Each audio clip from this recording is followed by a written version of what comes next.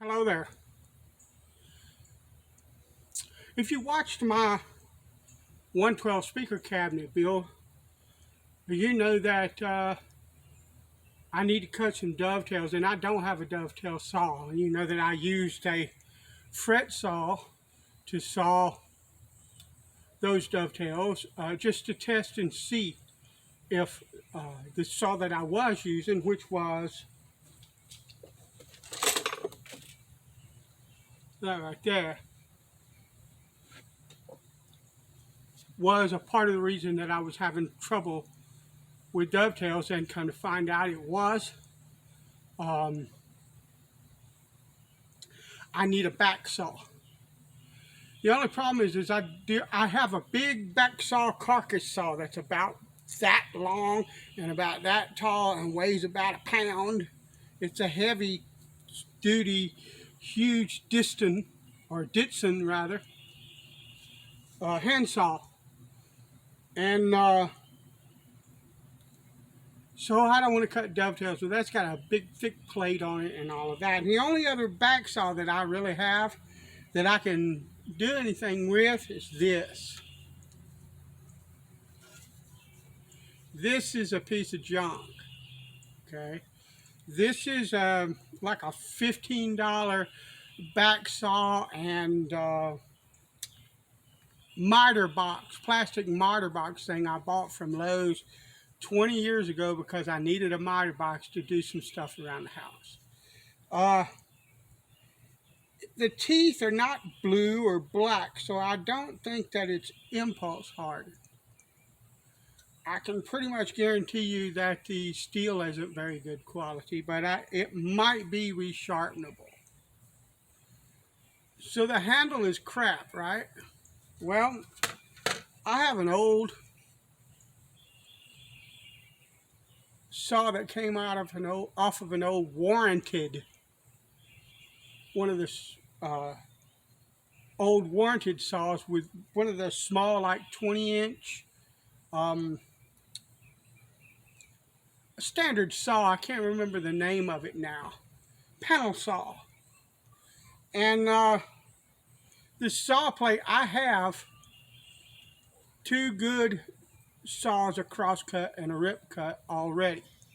I don't need any more. And they are the plate that was attached to this handle. The teeth were in bad shape. I'd have had to completely remove all the teeth and recut teeth and all of that. And I already got a cross cut and rip cut, so I really don't need it. But the handle is in nice shape, and I have the bolts that go in it. So what I'm going to do is I'm going to take this apart. Now this has some rust on it. I'll try to scrape some of it off with a razor blade, but it's not bad. And if I have to take steel wool and stuff to it, I'll do that down the line. But it has, I don't know if you can see, but it has a bit of a warp. It's rolling like that. So I need to try to take that out of it.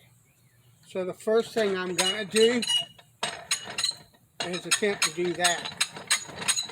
Because if I can't get the saw straight, it's a waste of time to even mess with it.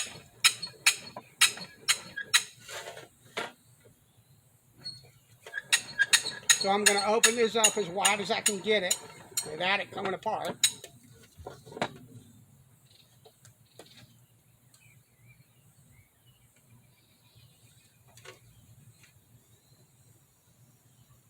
That's pretty darn straight.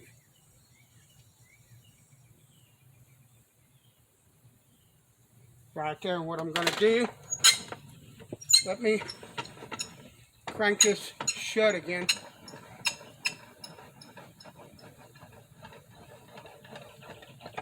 And I have no idea whether you can hear the audio on this or not.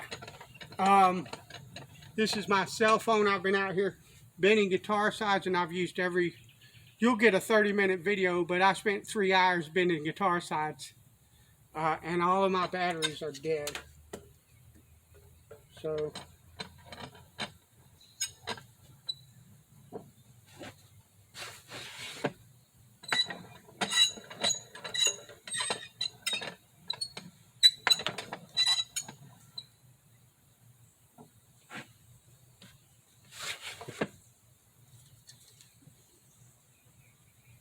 that right there, that's as straight as it comes. What's the plate look like?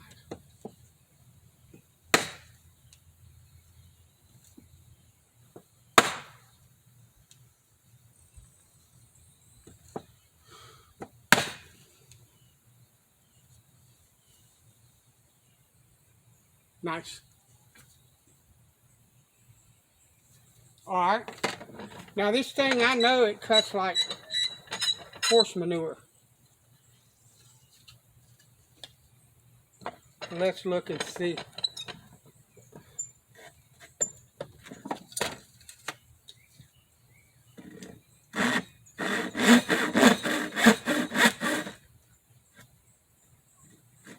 Five, six,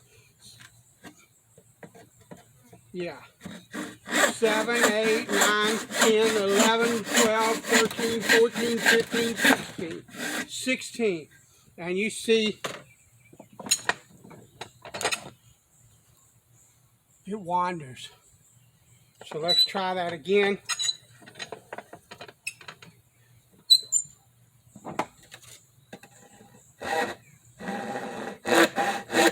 3, 4, 5, 6, 7, 8, 9, 10, 11, 12, 13, 14, 15, 16, 17, 18, 19, 20. So between 16 and 20, and it's still drifting off to the left. So we're going to put this aside.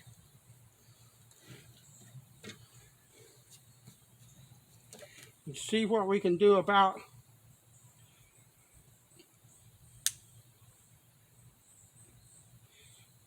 getting a little bit of this rust off.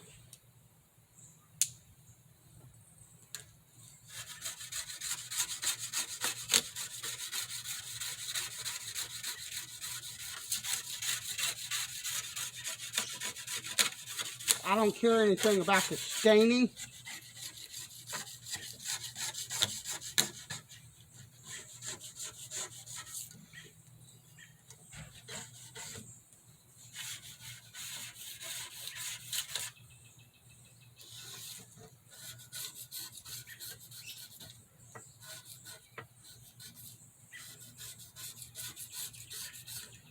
And I could go back with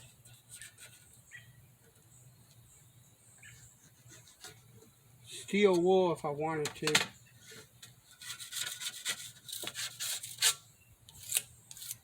But let's face it, this is a sow's ear. And it's never going to be a silk purse.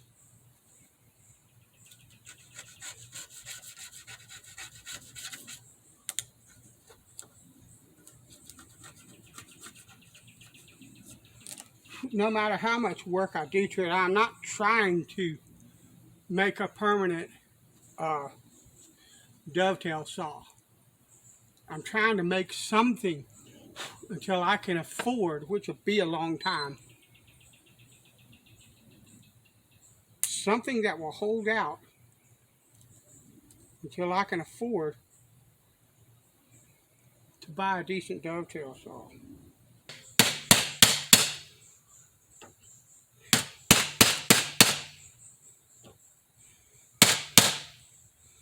Sooner or later, this handle is going to give it up.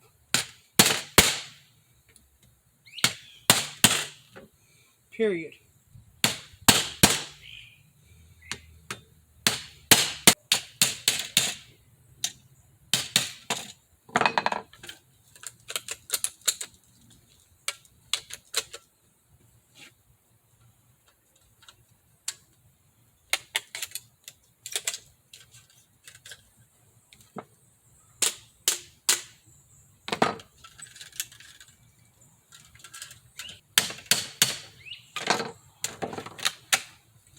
One way or the other. Now is it still straight?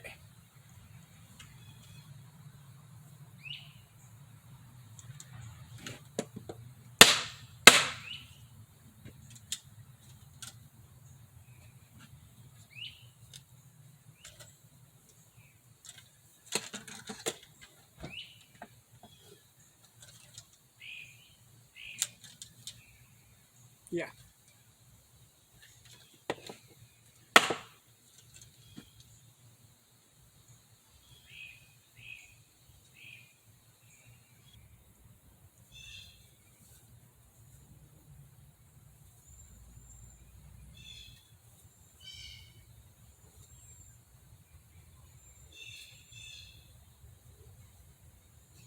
What's that looking like?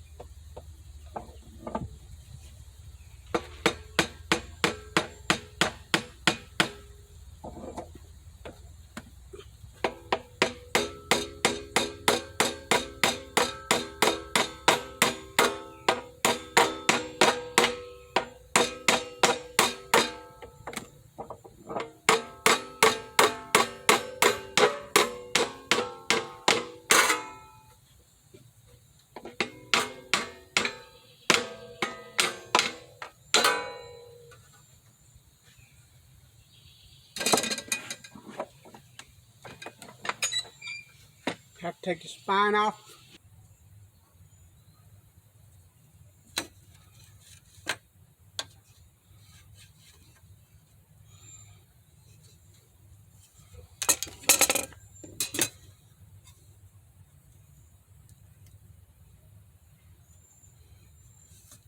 This might be wrong.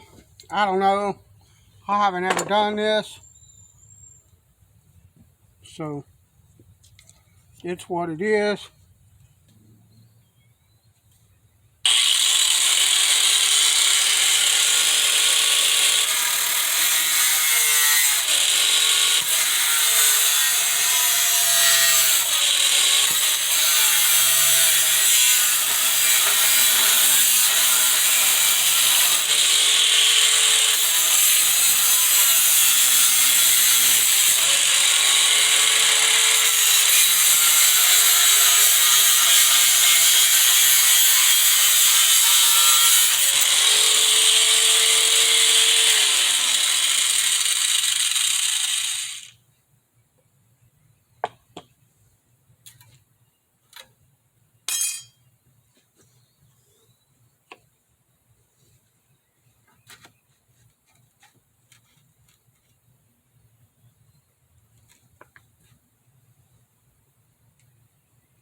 I don't need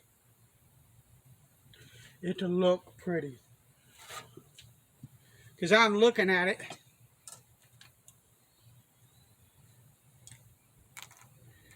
and I'm trying to figure out, I think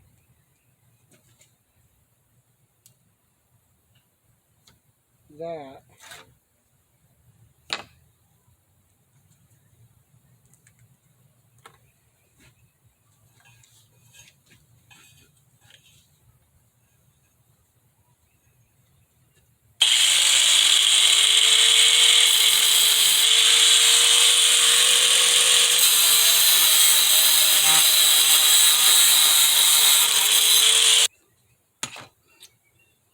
I would rather the saw felt right as opposed to look right. I think I could deal with that amount of hang. So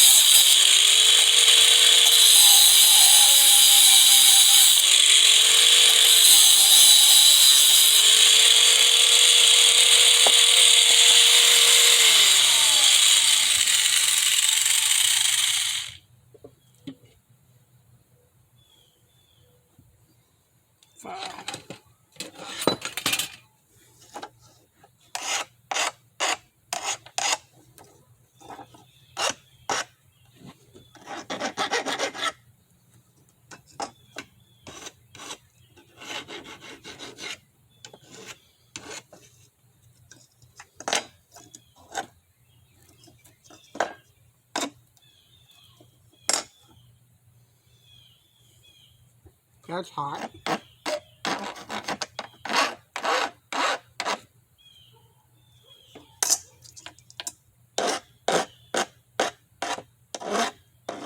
I don't want that. I don't know. I know you probably can't see. There's a tip here. I don't want that.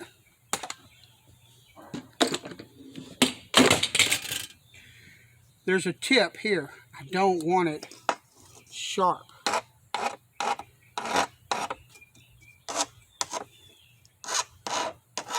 This might not be a really fine tool, but it's going to be as safe and as comfortable as I can make it, at least.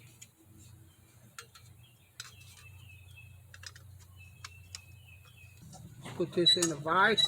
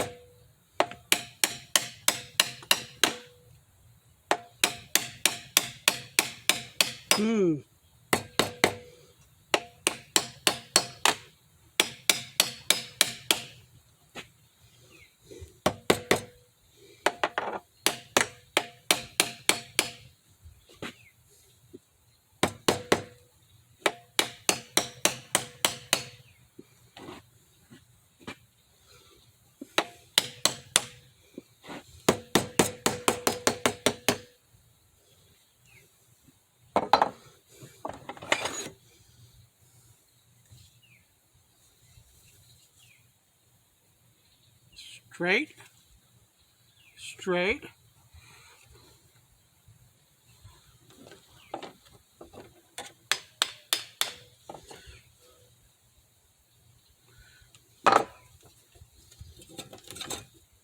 Let's tighten these down.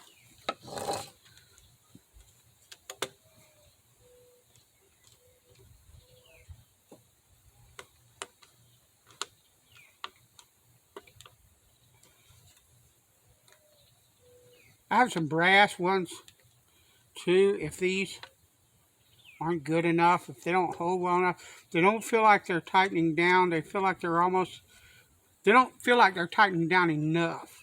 They almost feel like they're trying to strip.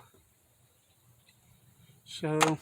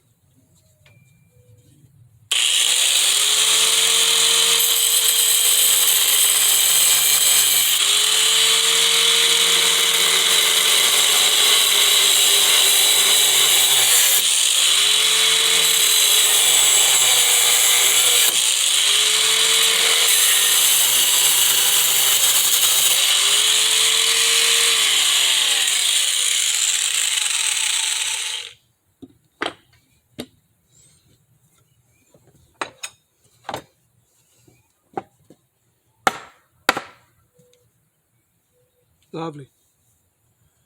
Lovely.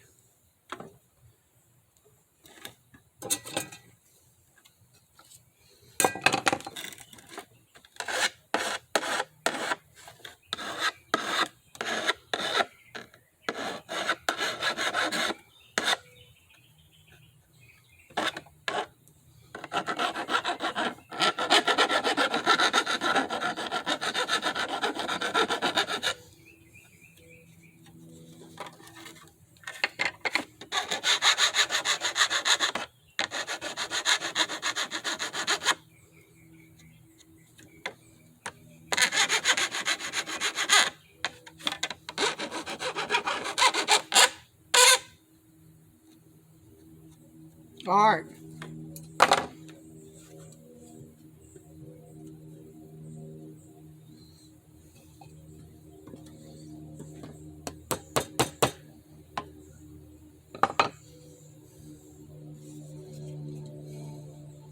Lovely, straight.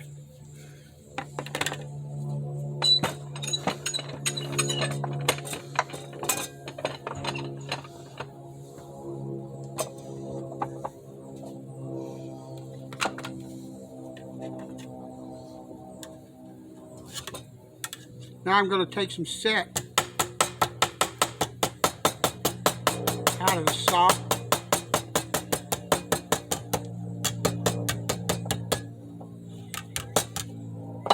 Hopefully. I generally have a stool that I sit in when I do this, so that I'm at eye level with the teeth. But I don't have that stool right now.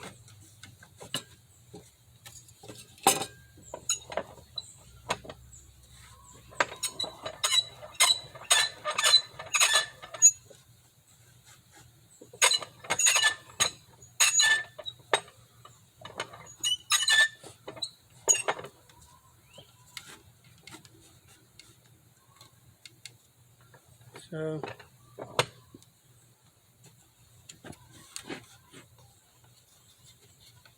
and what I want to do is I want to paint the tops of this.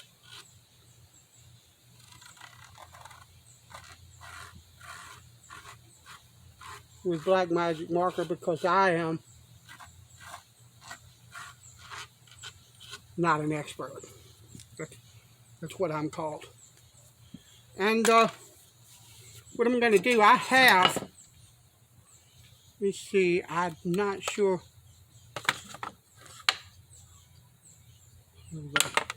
I have a 3-corner file, but I do not know if it's the right one. We're going to find out. We're going to start right here at the teeth. We're doing a rip cut. We're just going to go put this in the gully where it's supposed to be.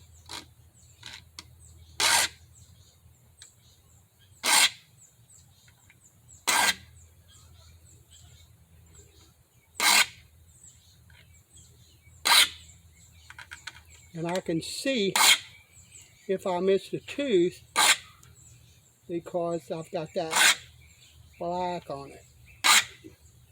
And the rip cut is the easiest one to do. And if you want to know how to do it, there's a wonderful gentleman named Paul Sellers here on YouTube. That's who I learned this from.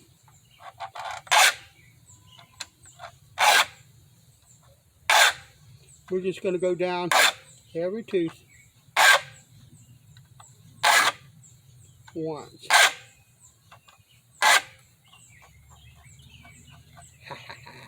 I love a sharp tool.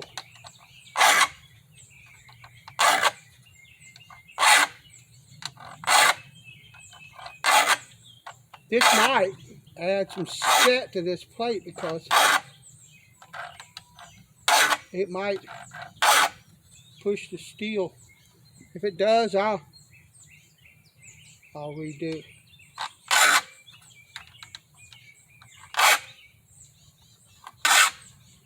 I'll reset. I'll stone it this time if it is.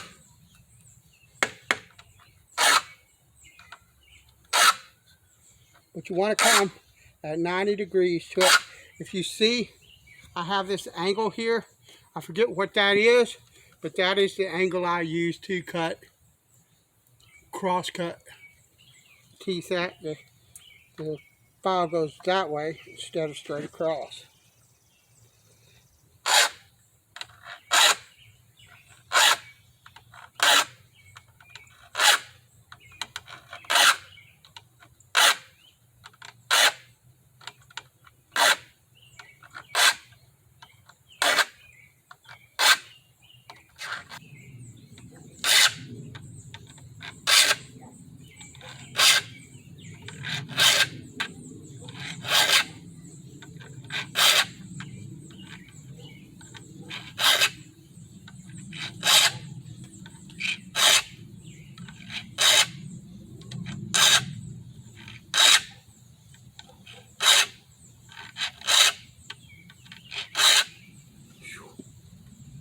Lovely.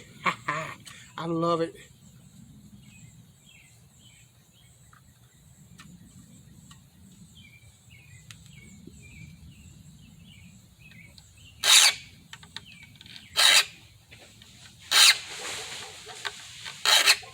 What in the world?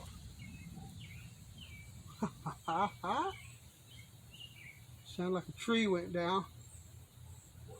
Or it could have been some kind of critters wrestling each other. That sounds like a limb.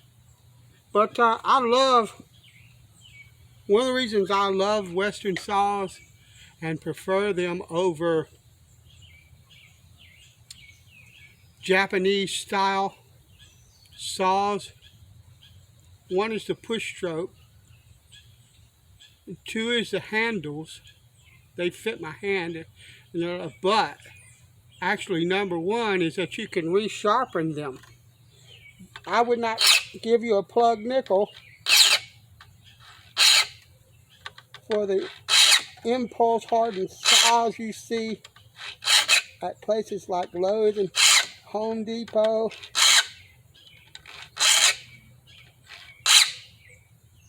Not a one.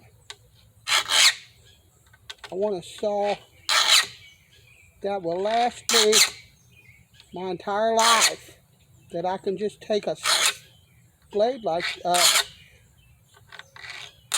file like this and sharpen the thing up when it gets dull. Now, this is a 1000 grit diamond plate. This saw still cuts a bit rough. So what I'm going to do, this is called stoning.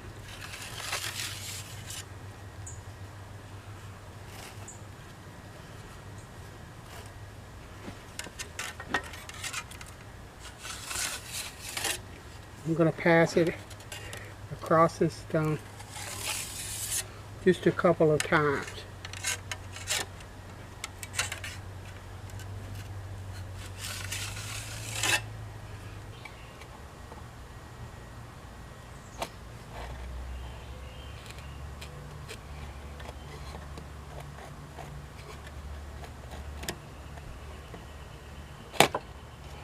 Yeah, there we go. Take me a bit.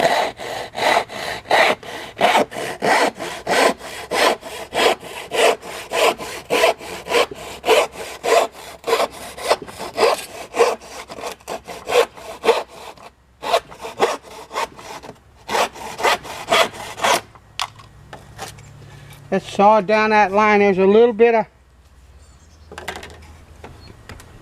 wave to it, but I would true that end up on a shooting board regardless. So that's not that big of a deal.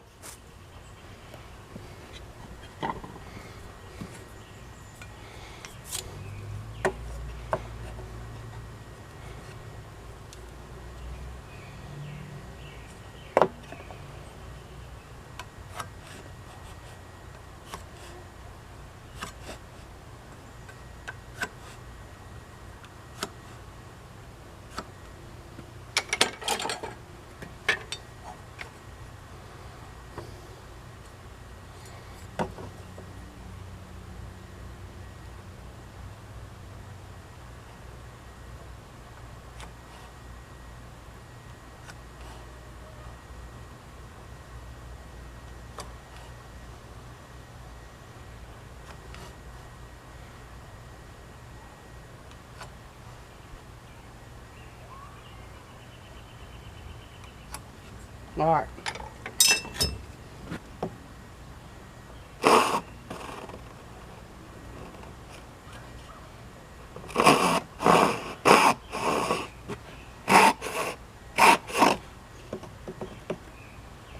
Here's the trimmer.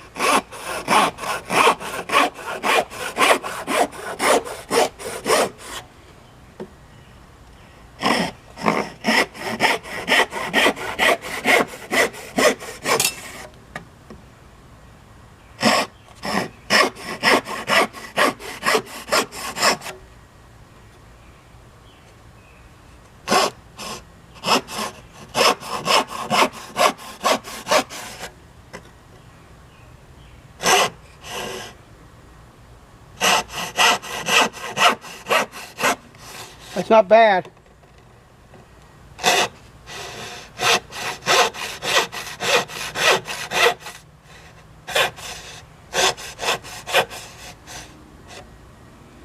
And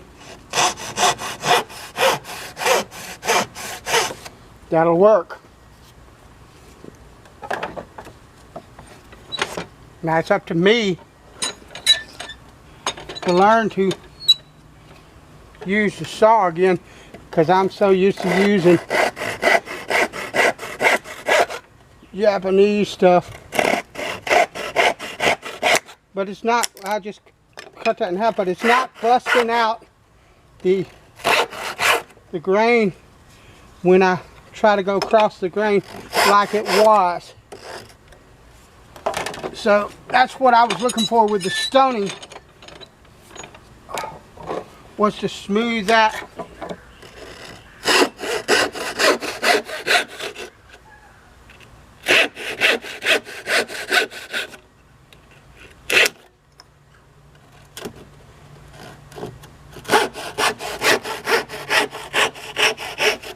That'll work.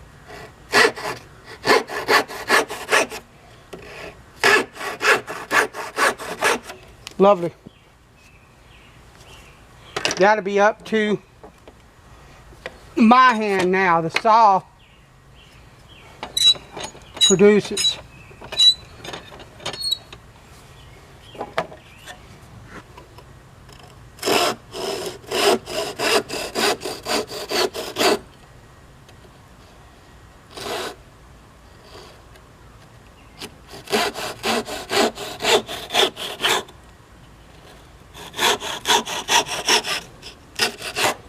Lovely. That will work until I can afford to find something better. Thanks for watching. I'll talk to you later.